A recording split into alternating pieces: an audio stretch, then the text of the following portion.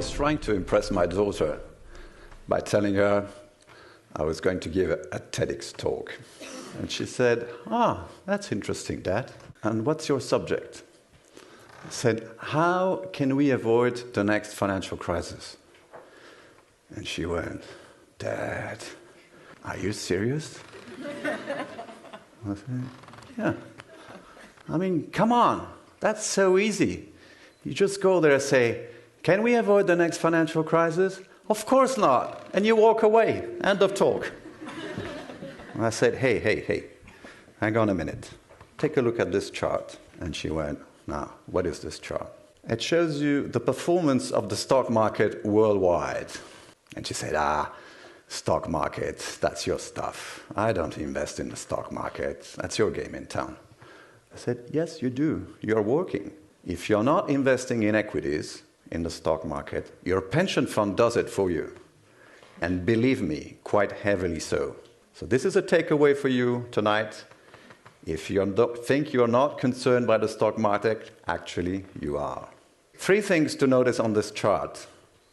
Financial crises happen when the bars go down. And look at the numbers here. They increase. Financial crises get worse and worse. Fact number 2, there's a recurrence in these financial crises. It happens on average every 10 years. Now, I'm not saying it's going to happen every 10 years, but there's a recurrence in financial crises. But more importantly, there's almost always a feeling of déjà vu when we get into a financial crisis. And you want to know why?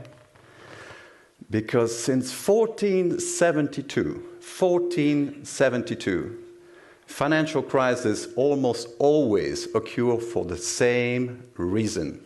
1472? Does that ring a bell to anyone? 1472 was the year the first bank ever was created. Not here in Switzerland, as some private bankers would claim. In Italy, in Tuscany. La Monte dei Paschi di Siena. 1472. And what is the single mistake which we have been doing? Mistake, not mistakes. Mistake. That's the one. Excessive debt. Be it in the government sector, in the corporate sector, or in the household sector.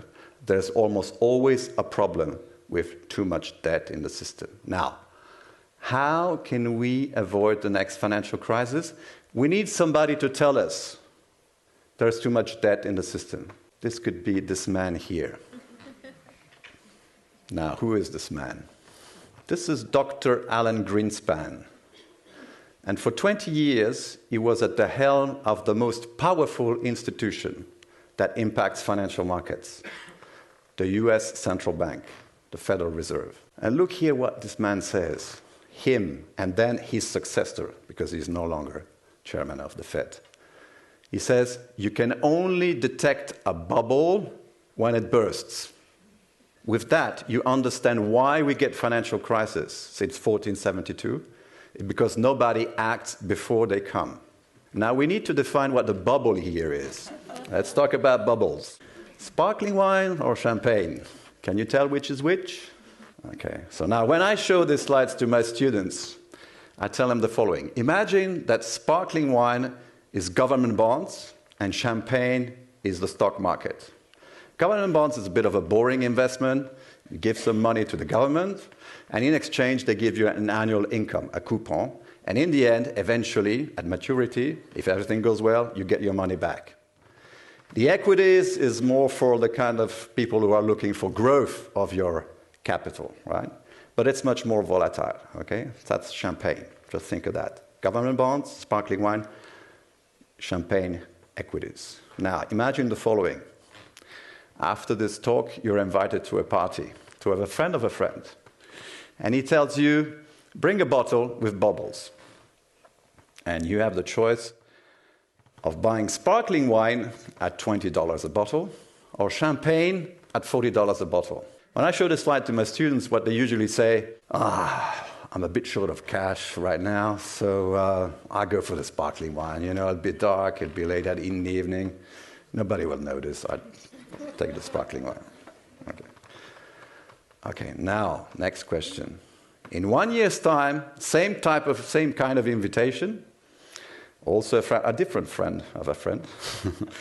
And here you're confronted with the following choice. The price of champagne has tripled to $120. The price of sparkling wine has quintupled, has gone to $100. Now what would you do? Show of hands, who would buy champagne?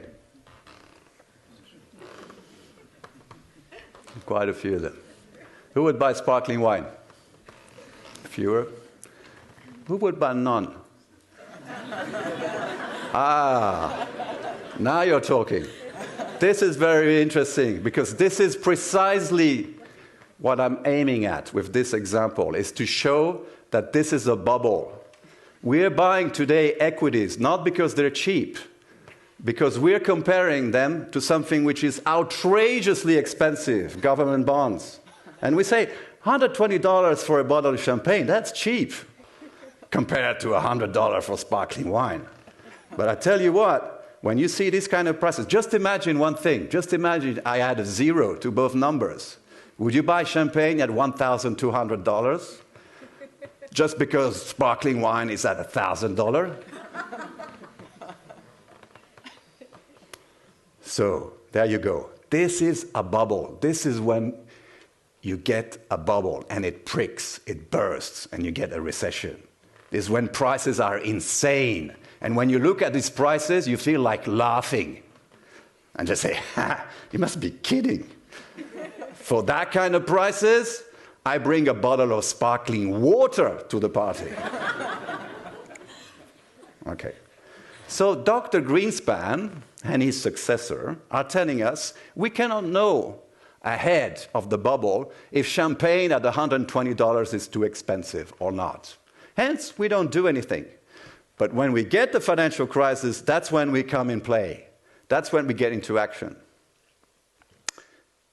Then you know what? We get a problem. And that's the problem here, illustrated.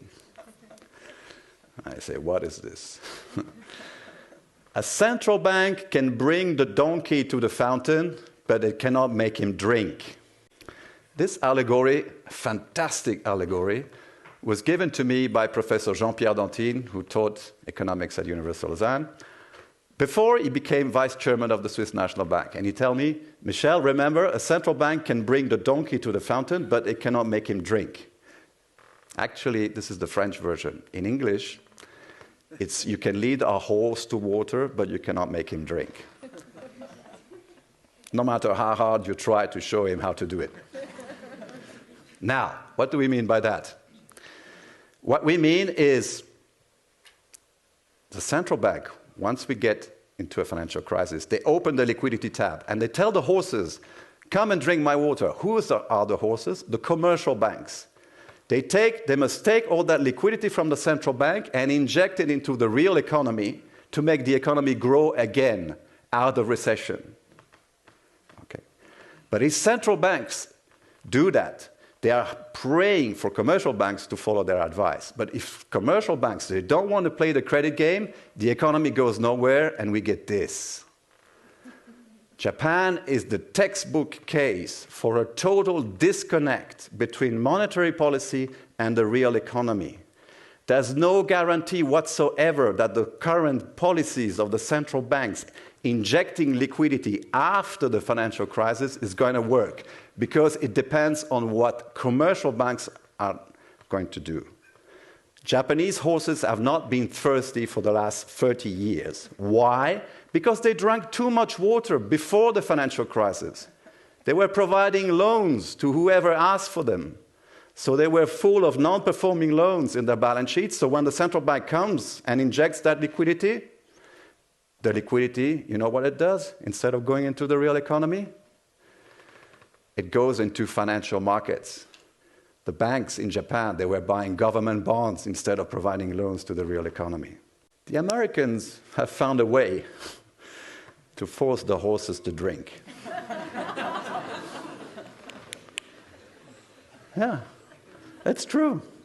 It's called TARP. TARP is Trouble Asset Relief Program. This was implemented right after the last crisis we had in 2008. What you do is you go to the banks and you tell them, Show us all your bad assets, all your non-performing loans, which is a polite way of saying these loans will never be paid back. Non-performing loans. Show us. Then you take them all and you dump them in a bad bank. Is that the policy? Would that be just the solution, to just take all the dirt and dump it somewhere? Of course, it worked. When you inject monetary policy, we inject liquidity thereafter, then banks played the credit game and the economy grew. It did grow faster in the US than in Europe and other emerging countries. But that's clearly not the solution. Where it'd be that easy, we would know. Rather than just doing such extreme solutions, I believe it's much better to try and identify speculative bubble before they come. And here is one indicator I look at. When you want to assess whether debt is too high, instead of asking yourself, is it excessive or not, what you do is you ask yourself, is it sustainable? Look here, this shows the evolution of the US household debt in relation to GDP. Is it a good indicator of the recessions, which are indicated by these vertical bars? No. But if you look at this line here, it's the debt cost. Can we afford for this debt? Can we pay for it? Then it's a much better indicator. Look here, if the debt cost is 6% or more of GDP, then we get into a recession. The indicator works pretty well. Another indicator I'm looking for is global inflation, what I look for global inflation. The problem we have today is that central banks are looking into the basket of consumer goods to find for inflation. There's none there. There's hardly any inflation in the consumer basket. But there's a lot of inflation in the financial assets. And central banks need to include those financial assets into their measure of inflation. And this is what I do here. And you get these bars. When they go down, you get a stock market crash in the US, a financial crisis. And what I've noticed is that whenever that global inflation measure exceeds 4%, boom, soon after we get a financial crisis. These are some examples of things you can do to identify the bubbles before they explode. I believe it's really relatively easy to make the horses drink. For that to happen, you just have to make sure they don't drink too much before we get into a financial crisis.